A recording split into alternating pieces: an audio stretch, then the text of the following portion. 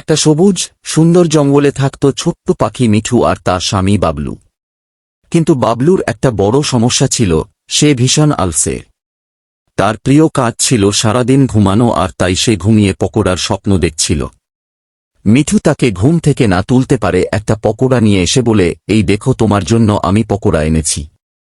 বাবলু তাড়াতাড়ি উঠে পড়ল এবং পকোড়াকে তার দুজন জঙ্গলে বেড়ে চলে গেল। জঙ্গলে গিয়ে মিঠু ফল পাড়ছিল, হঠাৎ তার হাত থেকে ফলে ঝুড়িটা পড়ে যায়। সে বাবলুকে বলে, তোমাকে একটা পকোড়াদের ঝুড়িটা নিয়ে আসো।